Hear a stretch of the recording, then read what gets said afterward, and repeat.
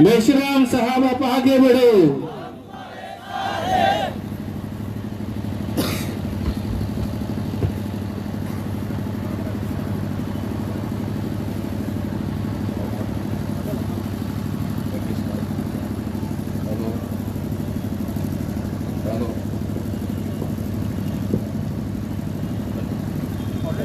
Hello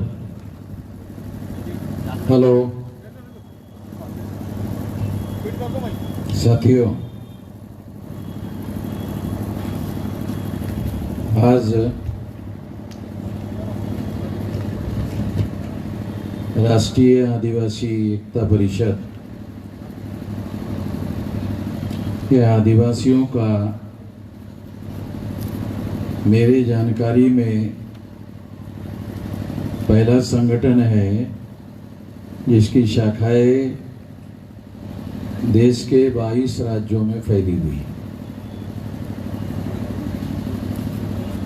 और इतना बड़ा आदिवासियों का संगठन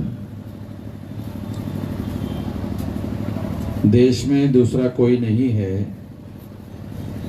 और जो संकट काल निर्माण हुआ है उस संकट काल में राष्ट्रीय आदिवासी एकता परिषद के द्वारा सारे देश भर में आदिवासियों को जागृत करने के लिए, आदिवासियों को संगठित करने के लिए और आदिवासियों का राष्ट्रीय स्तर का आंदोलन चलाने के लिए और आदिवासियों के द्वारा भारत बंद करने के हद तक आंदोलन करने वाला ये संगठन आज बहुत बड़ा संगठन हो गया है। राष्ट्रीय आदिवासी एकता परिषद, इसकी एक और पहचान मैं आप लोगों को बताना चाहता हूं जो बहुत महत्वपूर्ण है। वो ये है कि आदिवासियों के जितने संगठन चलते हैं देश में, वो आदिवासियों की जो जमातें होती है उनके नाम से चलते हैं। जो छोटी छोटी जमात का नाम होता है उसके नाम पर चलते हैं। मगर राष्ट्रीय आदिवासी एकता परिषद देश में 803 जातियों के नाम है। टोटल 803 आदिवासियों के नाम है जातियों के। ये संगठन 803 आदिवासी लोगों का संगठन है, सारे देश भर में फैला हुआ।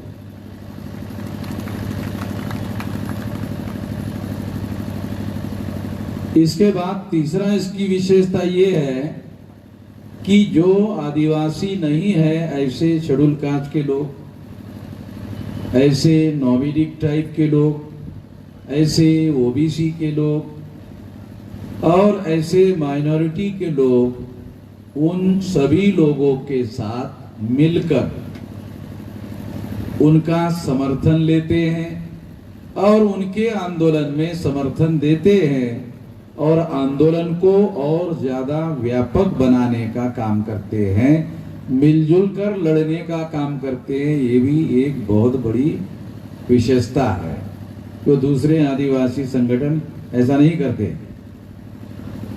ये आदिवासी संगठन राष्ट्रीय आदिवासी एकता परिषद की एक और विशेषता है कि ये कैडर बेस ऑर्गेनाइजेशन है। कैडर बेस तो हमारे लोगों को, बहुत लोगों को कम समझ में आता है। जिसका निश्चित मकसद हो, जिसकी निश्चित विचारधारा हो और जो अपने लोगों के लिए, समाज के लिए समर्पित भावना से काम करता हो, वही संगठन कैडर बेस ऑर्गेनाइजेशन हो सकता है। जो बिकाऊ माल नहीं होता है, जो बिकाऊ माल नहीं होता है, सेलेबल कम्युनिटी नहीं होती है, ऐसे संगठन को कैडर बेस ऑर्गेनाइजेशन कहा जाता है, माना जाता है। ये बहुत विशेष विशेषता है। तो इसलिए राष्ट्रीय आदिवासी एकता परिषद का ये जो कार्यक्रम है इसलिए बहुत महत्वपूर्ण है। हमारे भाई अमशा दादा पाड़वी साहब ने कहा कि यहाँ पैसे देकर लोगों को लाया नहीं गया है। बात सही है। ये अपने पैसे से आए भी लोग हैं, अपना टिकट निकाल कर आए भी लोग हैं। तो यहाँ तो हम लोग पैसे देते नहीं है, लेते हैं। हमारा उसूल थोड़ा अलग है, हम पैसे देते नहीं है। तो 10 रुपया, अभी आपने देखा ना 2 4 5 लोगों ने 2-2 हजार रुपये दिया ना। क्योंकि हमको लोग क्यों देते जानते हो? हमको टाटा नहीं देता, हमको बिरला नहीं देता, हमको अंबानी नहीं देता, इसलिए हमारे लोग देते। जिनको टाटा बिरला अंबानी देते हैं फिर उनको हमारे लोग नहीं देते। तो इसलिए हम अपने लोगों के साथ सहयोग और समर्थन से लड़ाई लड़ रहे हैं। ये जो लड़ाई है अपने ही लोगों के साथ सहयोग और समर्थन से लड़ाई लड़ रहे हैं, इसलिए हम किसी की भी नहीं सुनते। हम मोहन भागवत की नहीं सुनते, हम मोदी की नहीं सुनते, हम किसी की भी नहीं सुनते, मगर हम अपने लोगों की सुनते हैं। दूसरों की किसी की भी नहीं सुनते, अपने लोगों की सुनते हैं और उनकी ही लड़ाई लड़ते रहते हैं। और इसी वजह से राष्ट्रीय आदिवासी एकता परिषद के लोगों के द्वारा आदिवासी मुद्दों पर भारत बंद किया गया और शेड्यूल कास्ट, बैकवर्ड क्लास और माइनॉरिटी के लोगों ने सारे देश भर में उस बंद में साथ सहयोग और समर्थन दिया, मिलकर किया। तो ये मिलजुल कर लड़ाई लड़ने की बहुत ज्यादा जरूरत है। इसलिए राष्ट्रीय आदिवासी एकता परिषद ये विशेष किस्म का संगठन है। इतना समझदार लोगों का संगठन आदिवासियों में मैंने तो नहीं देखा।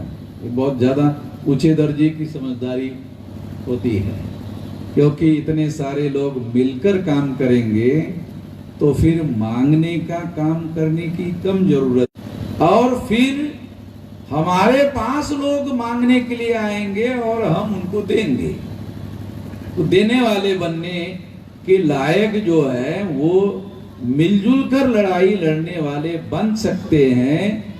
ऐसा सोच रखने वाले लोग परिपक्व दिमाग के लोग माने जा सकते हैं। तो इसके लिए ये राष्ट्रीय आदिवासी एकता परिषद भी आदिवासियों को मांगने वाला नहीं तो देने वाला बनाने के लिए शासन करती जमात बनने के लिए अपने आप को तैयार कर रहा है। इसलिए इस सम्मेलन में आपको मंत्री देख रहे क्या? मंत्री हमारे लोगों का कोई कार्यक्रम मंत्री के बगैर होता ही नहीं है, मगर यहाँ बगैर मंत्री के कार्यक्रम हो रहा है। और हमने किसी को एक नया पैसा देकर भी नहीं लाया है, लोग खुद ही अपने साधन संसाधन के आधार पर सहारे से यहाँ आए हुए हैं और इसको लेकर के ये आंदोलन चल रहा है। इसीलिए ये आंदोलन स्वावलंबी, स्वाभिमानी और आत्मनिर्भर आंदोलन है। अपने बल पर चलने वाला आंदोलन है, किसी के बल से चलने वाला आंदोलन नहीं है। इसलिए हम किसी की नहीं सुनते हैं, हमारे लोगों की सुनते हैं, बाकी किसी की नहीं सुनते। साथियों, मैं बहुत और ज्यादा बात ना करते हुए केवल सब्जेक्ट मैटर के संबंध में कुछ बातें आप लोगों को बताना चाहता हूं। ये यूनिफॉर्म सिविल कोड जो है, समान नागरिक संहिता बनाने के बारे में आरएसएस के लोग, भाजपा के लोग इस तरह का कानून बनाने के लिए प्रयास कर रहे हैं, कोशिश कर रहे हैं। तो इसको हमने सारे देश भर में आदिवासियों के द्वारा विरोध किया गया और हमने आदिवासियों का समर्थन किया। ये आदिवासियों के कस्टमरी लॉ खत्म हो जाएंगे। कस्टमरी लॉ के आधार पर तो सारे आदिवासियों का ये जो महल उभा है तो कस्टमरी लॉ पर खड़ा है। आदिवासी को जो कुछ भी मिल रहा है वो तो सारा का सारा कस्टमरी लॉ के ऊपर खड़ा है, यूनिफॉर्म सिविल कोड से तो खत्म हो जाएगा। तो जब इसको आधार बनाकर सारे देश भर में इसका विरोध हुआ तो भाजपा के लोगों को, आरएसएस के लोगों को मुंह की खानी पड़ी। अब वो क्या कह रहे हैं, नाही त्याच्यातून आम्ही आदिवासीला वगळून टाकलं, युनिफॉर्म सिव्हिल कोड आम्ही बनवू पण त्याच्यामध्ये आम्ही आदिवासीला सामील करणार नाही। आता ते असं म्हणून राहिले पाटील साहेब, आता हे दुसरी भाषा बोलून राहिले। ती दुसरी भाषा का बोलून राहिले या आदिवासी लोकांनी? दंडुका दाखवला त्यांना आणि त्यामुळे त्यांना असं बोलावं लागून राहिलंय की नाही आम्ही आदिवासी लोकांना त्या कायद्यामधून वगळून टाकलेला आहे। हा धावपेच आहे, हा सापडा आहे, हे आपण लक्षात घ्या।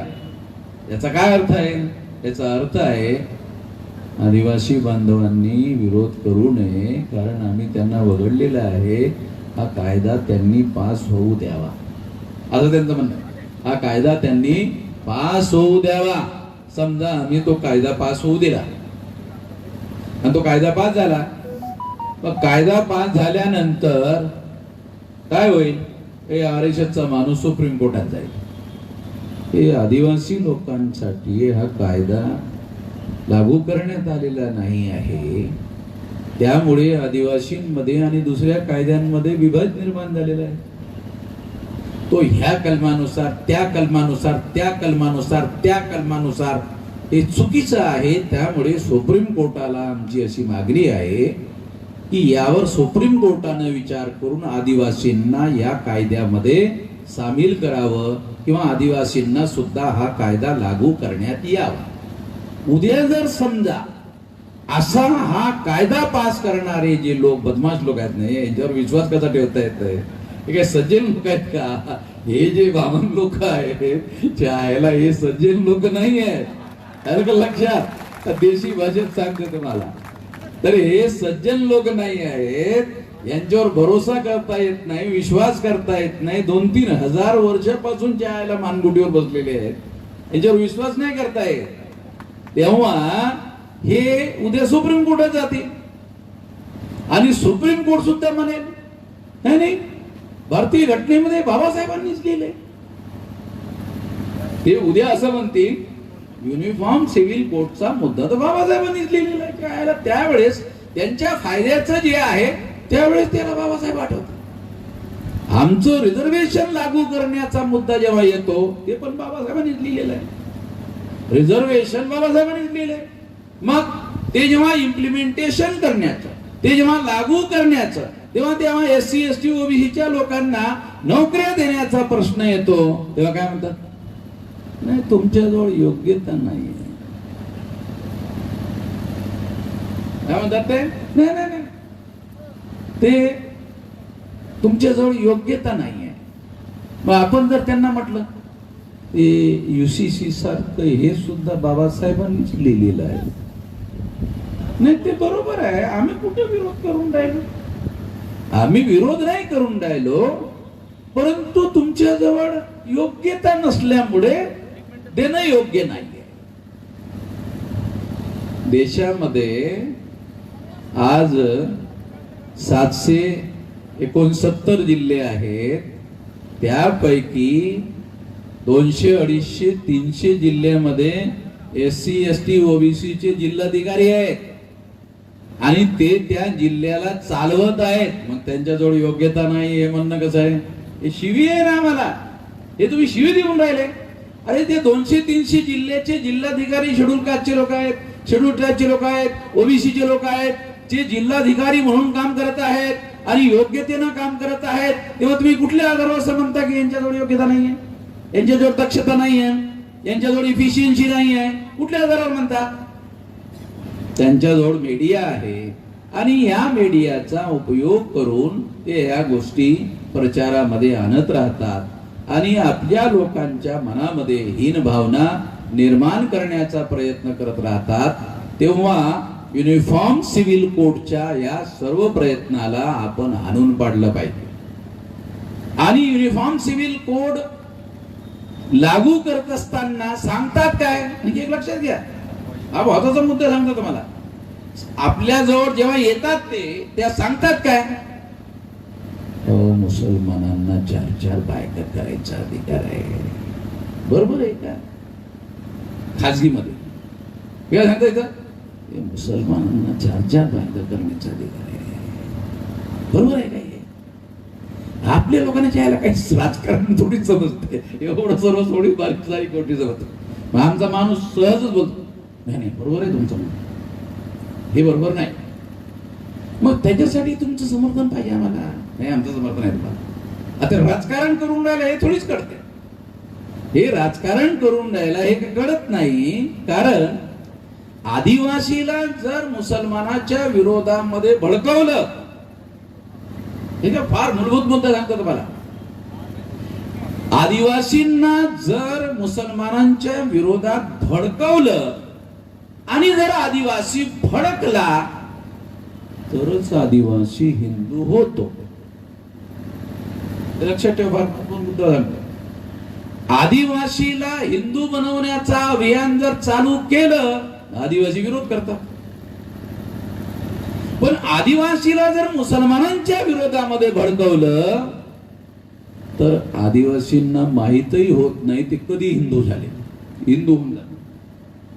म्हणजे योजनाबद्ध पद्धतीने हिंदू मुसलमान असा प्रश्न जेव्हा आदिवासी मुसलमानांना विरोध करतात तेव्हा आदिवासींना हे माहीतही होत नाही की हा प्रश्न हिंदू मुसलमान या मुद्द्यामध्ये कन्वर्ट झालेला आहे. आणि आपोआपच आदिवासी न राहता तो प्रतिक्रिया म्हणून हिंदू म्हणून जातो. आणि हा डावपेच आदिवासी लोकांना समजत नाही. म्हणून ही बारीक गोष्ट तुम्हाला समजून सांगून राहिलो. आज अत्यंत धूर्त डावपेचाचा भाग आहे, ज्याला आज हिंदू धर्म म्हटला जातो. किती लोकांना हे माहित आहे की हिंदू हा शब्द मुसलमानांचं जेव्हा भारतामध्ये आगमन झालं त्याच्या पूर्वी भारताच्या कुठल्याही लिटरेचर मध्ये हिंदू शब्दच अस्तित्वात नाही. वेदामध्ये हिंदू शब्द अस्तित्वात नाही, श्रुतीमध्ये हिंदू शब्द अस्तित्वात नाही, स्मृतीमध्ये हिंदू शब्द अस्तित्वात नाही, रामायणामध्ये हिंदू शब्द अस्तित्वात नाही, महाभारतामध्ये हिंदू शब्द अस्तित्वात नाही, गीतेमध्ये हिंदू शब्द अस्तित्वात नाही, मनुस्मृतीमध्ये हिंदू शब्द अस्तित्वात नाही, हिंदू शब्द संस्कृत भाषेचा नाही, हिंदू शब्द हिंदी भाषेचा सुद्धा नाही. किती आमच्या लोकांना माहित आहे ही गोष्ट. हे आमच्या अज्ञानाचा फायदा घेण्याचा प्रकार आहे. मग जेव्हा हिंदू मुसलमानाच्या आगमनानंतर शब्द आला, मग पूर्वी कुठला शब्द होता प्राचीन काळामध्ये? अरे मुसलमानांचं आगमन तर 10-11-12व्या शतकाच्या आसपास झाले. प्राचीन भारत नाही. हा प्राचीन भारत म्हणजे फार पूर्वी सम्राट अशोकाच्या कालावधीमध्ये आहे प्राचीन भारत. मग त्या कालावधीमध्ये काय होत आहे? त्या कालावधीमध्ये सुद्धा जसा हिंदू मुसलमान संघर्ष आज दिसतो तसा त्या काळात सुद्धा होता. मग तो कोणता संघर्ष होता? ब्राह्मण वर्सेस बुद्धिस्ट. तो असा संघर्ष म्हणजे ब्राह्मण धर्म विरुद्ध बौद्ध धर्म असा तो संघर्ष होता. मग ब्राह्मण धर्म विरुद्ध बौद्ध धर्म हा जो संघर्ष होता तो त्या कालावधीमधील संघर्ष, बौद्ध लोकांचा संघर्ष हाच बहुजनांचा संघर्ष होता. बहुजन हिताय बहुजन सुखाय हेच बुद्धांनी आपल्या आंदोलनाचं मूळभूत बनवलं होतं. इथं तिथून शब्द आलेला आहे बहुजन.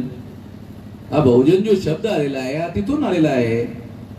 तेव्हा त्या कालावधीमध्ये ब्राह्मण धर्म समजून सांगतो. कारण मग जर ब्राह्मण वर्सेस बुद्धिझम असा संघर्ष होता तर तो बुद्धिझम कुठं काय झाला?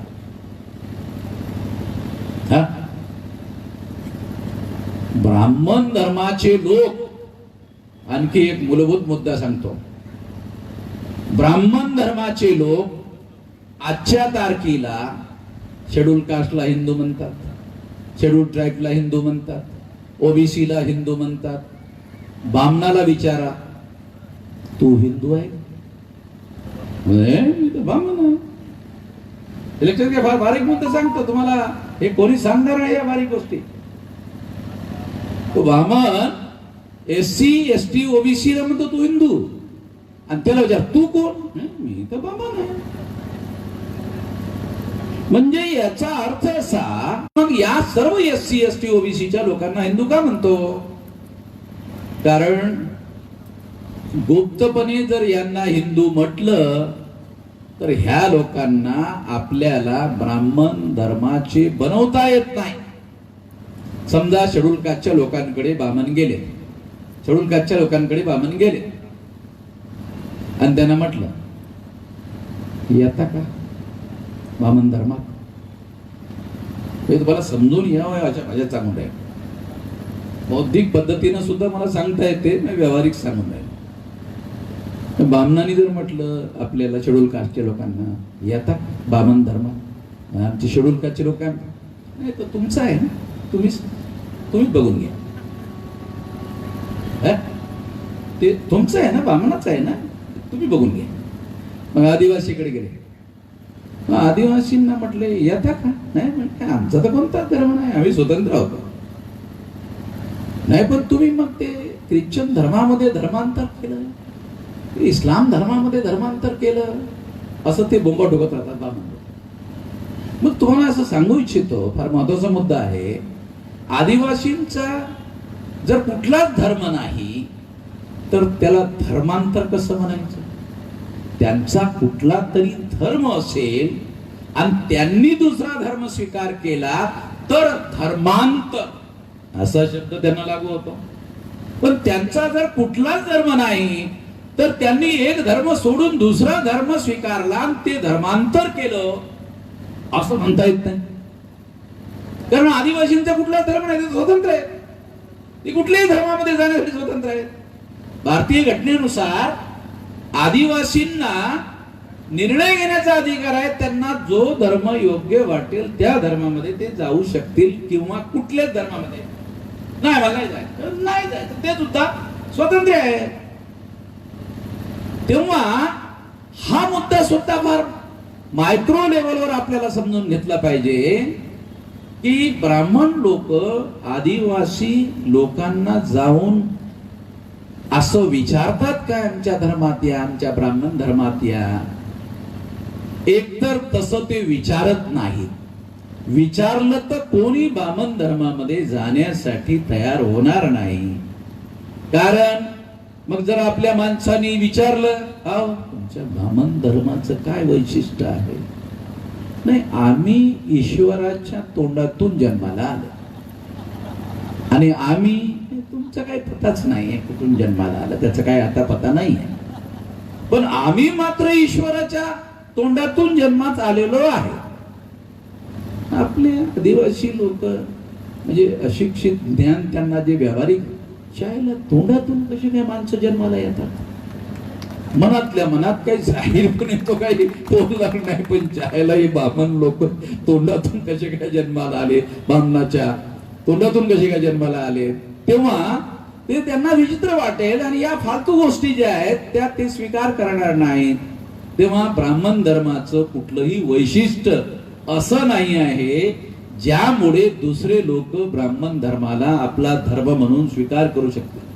ब्राह्मण धर्माच्या लोकांना आपण विचार का, या जगात पृथ्वी तलावावर जेवढी माणसं आहेत, मग त्यांची उंची कमी असो की जास्त असो, त्यांचा रंग पांढरा असो काळा असो, आणि काही जरी पिवळा जरी असला तरी सर्व माणसं समान आहेत, हा सिद्धांत तुम्ही मानता का? नाही, आम्ही तोंडातून ईश्वराच्या जन्मास आलो असल्यामुळे सर्व माणसं समान आहेत हे काही सिद्धांत आम्ही मानत नाही. मग त्या धर्मामध्ये जाण्यासाठी कोणाला उत्सुकता कशी काय राहू शकत नाही ना. त्यामुळे आदिवासी सुद्धा ब्राह्मण धर्मामध्ये जाऊ शकत नाहीत. आता ओबीसी, ज्याला भारतीय घटनेने ओबीसी म्हटलं, त्या ब्राह्मण धर्माची घटना आहे, मनुस्मृती. त्या मनुस्मृतीमध्ये ओबीसींना काय म्हटलेलं आहे? शूद्र. जे शेड्यूल कास्टचे लोक आहेत ते शूद्र नाही आहेत, ते अस्पृश्य आहेत. हे सुद्धा बहुसंख्य शिकलेल्या माणसांना ठीकसे समजून घेतलं पाहिजे. शेड्यूल कास्टचे लोक हे अस्पृश्य आहेत आणि त्याला ब्राह्मण धर्मामध्ये पंचमा सुद्धा म्हटलं जाते. पंचमा म्हणजे काय? जे चौथ्या वर्णाचे नाहीत म्हणून पाचव्या वर्णाचे, त्याला म्हणतात पंचमा. हे पाचव्या वर्णाचे आहेत म्हणजे चातुर्वर्ण्याच्या बाहेरचे लोक आहेत. ब्राह्मण धर्माने जो चातुर्वर्ण निर्माण केला त्याच्या बाहेरचे लोक आहेत. ते बाबासाहेब आंबेडकरांनी हू आर द शूद्रा नावाचा ग्रंथ लिहिला ओबीसी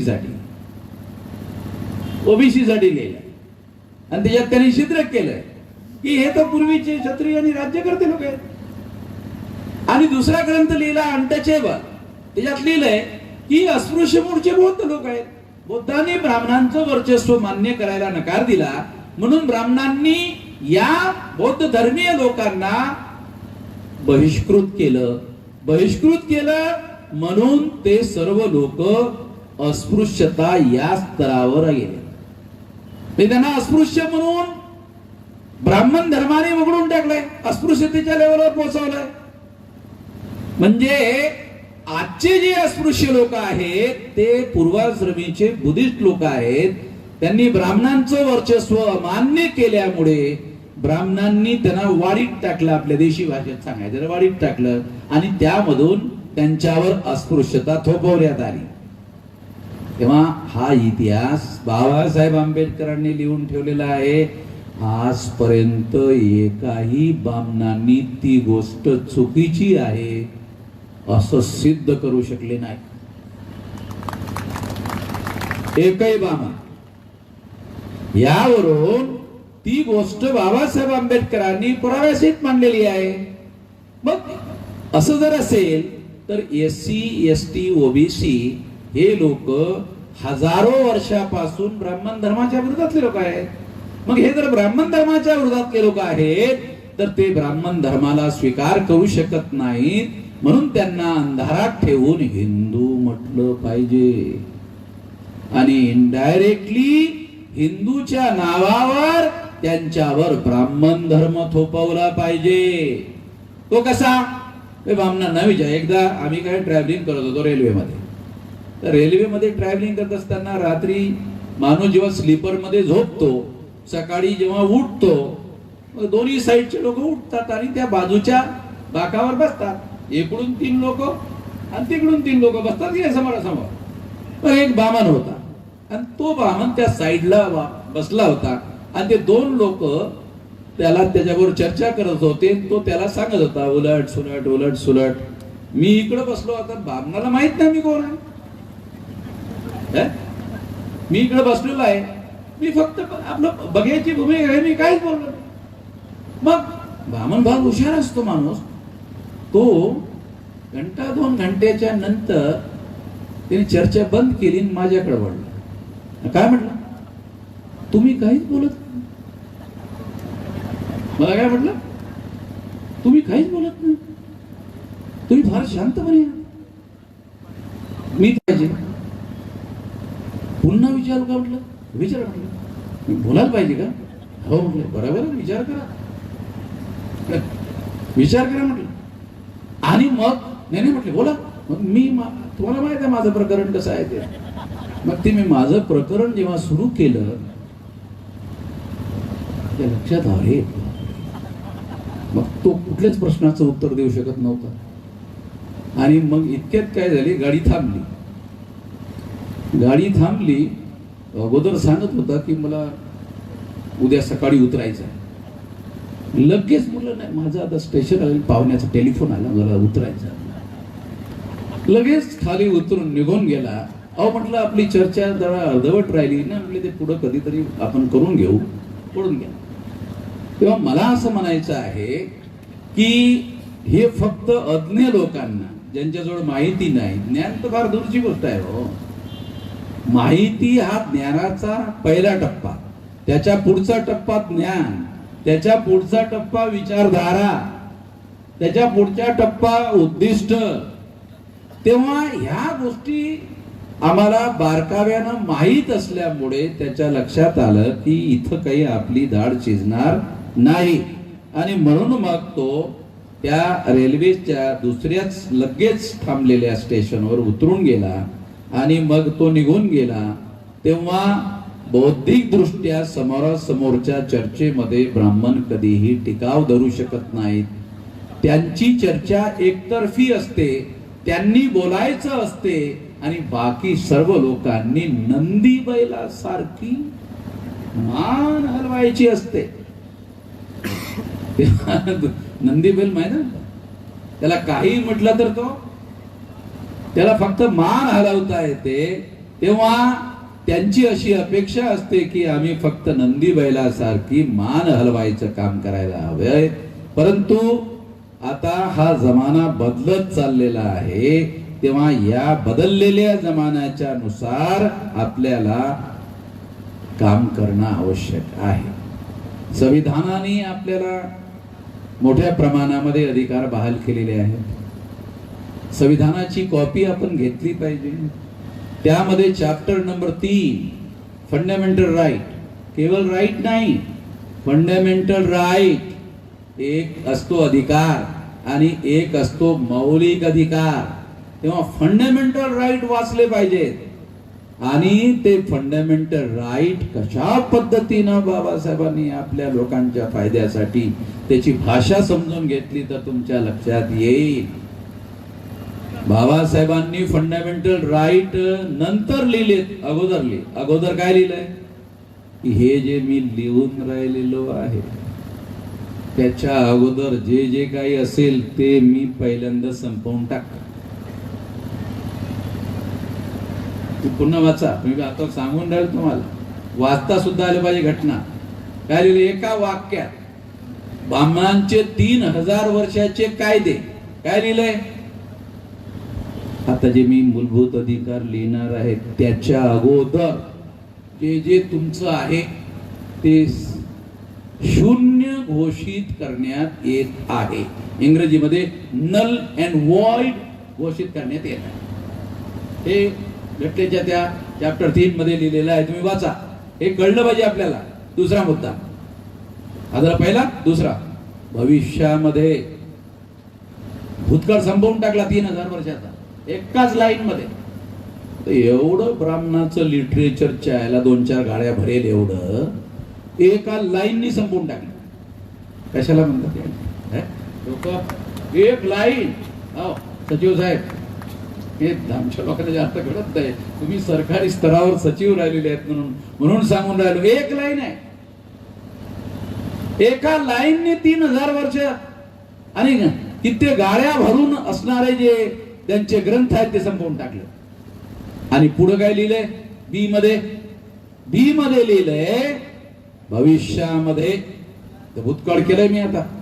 आणि मग काय भविष्यामध्ये जे मूलभूत अधिकार मी लोकांना बहाल करणार आहे त्या मूलभूत अधिकाराला विसंगत असणारे सर्व कायदे आजच न लिहानं वाईट घोषित करण्यात येत आहेत. ते होईल की नाही होईल जायला अगोदरच.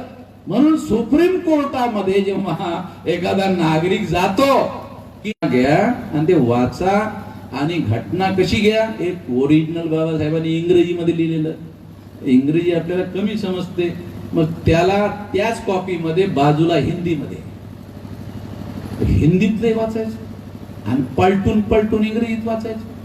इंग्रजी हिंदी 2-4दा वाचलं की थोडा लाईट लागतं. जास्त लाईट नाही लागला तरी चालेल. जास्त लाईट ज्यांना लावायचा असेल त्यांनी माझी फक्त भेट घ्यायची, बाकी काहीच करायचं. माझं त्याने ऐकलं, सुप्रीम कोर्टात बघलं. ते म्हटले तुम्ही वकिली किती शिकलेले? म्हणलं मी वकिली शिकलेलो नाही. हे तुम्हाला एवढं घटनेचं कायद्याचं ज्ञान कसं काय? वकील लोक काय वकिली करण्यासाठी वाचतात, मी आंदोलनासाठी वाचतो. हा फरक. आंदोलनासाठी जर भारतीय घटना तुम्ही वाचली तर तुमच्या असं लक्षात येईल आर्टिकल 19 मध्ये संघटन बनवण्याचा, संघटन चालवण्याचा, प्रचार करण्याचा, प्रसार करण्याचा. काही ठिकाणी पोलीस लोक माझ्या कार्यक्रमाला परमिशन देण्यात येत नाही. मग मी त्यांना लिहून देतो, भारतीय घटनेच्या 19 नुसार बाबासाहेबांनी आम्हाला अगोदरच परमिशन दिलेली असल्यामुळे आता इथून पुढे तुमची परमिशन आम्हाला नको.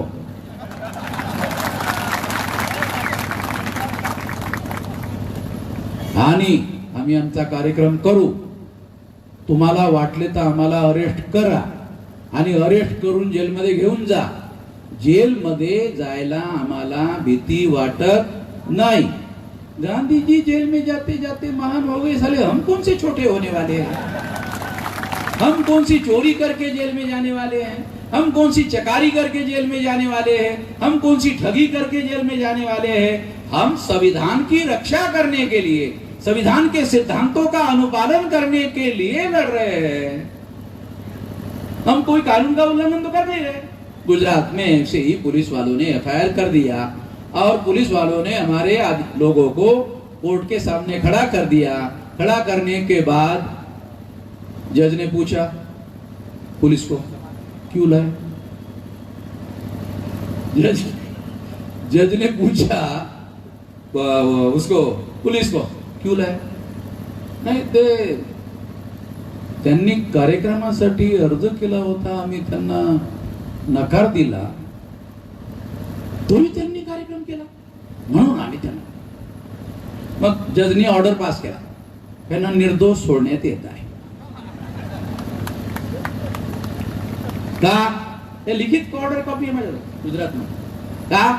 हे आर्टिकल 19 नुसार मूलभूत अधिकार आहे, फंडामेंटल राईट आहे. फंडामेंटल राईटच्या आधारावर आम्ही ही लढाई लढून राहिलेलो आहे. तेव्हा आपल्याला ह्या सर्व गोष्टी कळल्या पाहिजेत आणि त्यासाठी म्हणून आपण ही लढाई लढत आहोत. तेव्हा आदिवासी लोकांच्या माध्यमातून हे जे युनिफॉर्म सिव्हिल कोड आहे, हे कोड हा त्यांनी आम्हाला ब्राह्मण धर्माच्या षडयंत्राच्या प्रभावामध्ये आणण्यासाठी या सर्व गोष्टी त्यांनी केलेल्या आहेत, करणार आहेत. तेव्हा आपण ब्राह्मण धर्म आणि हिंदू धर्म यामधील फरक लक्षात घेतला पाहिजे. जर एखाद्या ब्राह्मणाला विचारलं का हो हिंदू धर्माच्या ग्रंथांचं नाव काय आहे, मी त्या ब्राह्मणाला रेल्वेमध्ये हेच विचारलं बघा आमच्या. त्या ब्राह्मणाला काय विचारलं मी, पंडितजी, हा तो पंडित आहे, त्याला थोडंसं वरतं थोडं. मी एक छोटा सवाल पूछता, पूछी त्याला गर्व की हिंदू धर्माच्या ग्रंथाची नाव काय आहे? मग त्याने सांगितलं वेद, श्रुती, स्मृती, पुराण, रामायण, महाभारत, गीता. मग मी त्याला अहो पंडितजी, हे ब्राह्मण धर्माचे धर्मग्रंथ आहेत, मी तुम्हाला हिंदू धर्माच्या धर्मग्रंथांची नावं विचारलेली आहेत. मी सुद्धा थोडं नाकातून बोललो. ब्राह्मण सगळी बोलतात तसे, आपणही मराठी बोलतो, हे पण मराठी बोलतात, पण ते नाकातून बोलतात, आपण तोंडातून बोलतोय. असा तो फरक आहे. तर त्या ब्राह्मणासमोर मी पण थोड्या वेळ करता नाकातून बोललो. तेव्हा त्याच्या लक्षात आणारी इच्छा आहे, माणूस वेगळा दिसतो म्हणूनच 2-3दा विचारत होतो की मी बोलावं का, विचार करून सांगा पंडितजी. तेव्हा त्याला असं म्हणायला लागलं की ब्राह्मण धर्माचे धर्मग्रंथ आणि हिंदू धर्माचे धर्मग्रंथ एकच आहे. मग ब्राह्मण धर्माचे धर्मग्रंथ आणि हिंदू धर्माचे धर्मग्रंथ जर एकच आहेत तर मग याचं नाव हिंदू का बदलवलं, ब्राह्मण धर्म का ठेवला नाही? हे तुमच्या सर्व लोकांनी फार विचारणी मुद्दा आहे. मग याचं ओरिजिनल नाव ब्राह्मण धर्म असेल तर हिंदू कशाला केलंय, हा प्रश्न मी त्याला विचारला. दुसरा प्रश्न विचारला, मुसलमानांनी दिलेलं नामकरण आहे पंडितजी, तुमच्या घरामध्ये पोरग जर झालं असेल तुम्हाला, त्या पोराचं नामकरण करण्यासाठी मोहम्मद भाईला बोलावता का? त्याला असं विचारलं, बामणाच्या घरी जर पोरग जन्माला आलं तर त्याचा नामकरणाचा जर कार्यक्रम होतो, त्याला मोहम्मद भाईला बोलावता का? की मोहम्मद भाई माझ्या घरी या आणि माझ्या पोराचं नामकरण करा? म्हणले नाही. मग तुम्ही मुसलमानांच्या आगमनानंतर हिंदू शब्द आला मुसलमानांनी दिलेला, तर तो स्वीकारता का? का स्वीकार करता? तो शब्द तुम्ही का स्वीकार करता? तो शब्द तुम्ही स्वीकार करायला नको, तुमचा सांगा ना.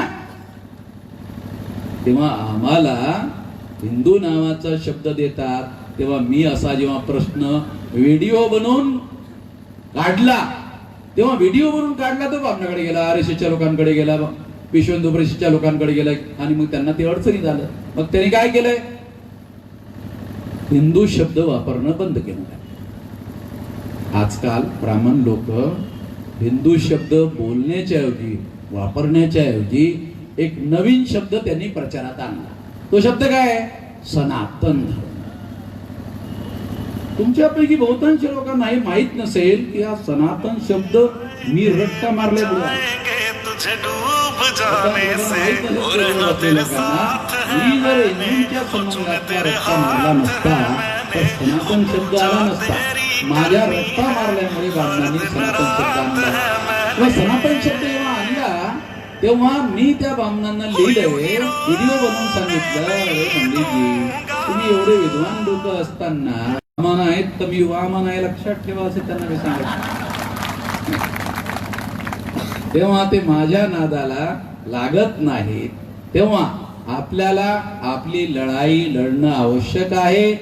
तेव्हा आदिवासी हे हिंदू नाही आहेत, परंतु आदिवासीला जसं 51चं लेटर यांनी सांगितलं अलामेनी, तर मी आदिवासी लोकांना असं विनंती करतो, संपूर्ण देशामध्ये राष्ट्रीय आदिवासी एकता परिषदेच्या लोकांनी त्या झेरॉक्स कॉप्या तयार करा आणि देशातल्या सर्व राज्यामध्ये त्याला लायटर लावा. असं लायटर त्याला जाडा, त्याला जाहीर जाडा. तुम्ही जबरदस्तीने आम्हाला विचारलं का आम्ही हिंदू आहोत की नाही आहोत? भारतीय घटनेनुसार आम्ही स्वतंत्र आहोत. आम्हाला तुम्ही विचारलं का आम्हाला हिंदू घोषित करण्याच्या अगोदर? आम्हाला विचारलं नाही ना, आमची सहमती घेतली नाही ना. सहमती न घेता एखादी गोष्ट करणे म्हणजे त्याला बलात्कार सुद्धा म्हटला जातो. तेव्हा तुम्ही ही जबरदस्ती करत आहात आणि आम्हाला तुम्ही हिंदू म्हणत आहात आणि लेटर काढत आहात, तेव्हा ही गोष्ट आम्हाला मंजूर नाही. यासाठी ते लेटर रामे साहेब साऱ्या देशातील लोकांना ते लेटर चौकामध्ये यायचं. आज 25, 50, 100, 200, 1000 आदिवासी एकत्र येऊन त्याला असं लेटर लावून त्याला तुमचे पोलीसवाले तुमच्या विरोधामध्ये केस करतात. मी वकील जरी नसलो तरी माझ्याकडे राष्ट्रीय स्तरावरचं वकिलाचं संघटन आहे.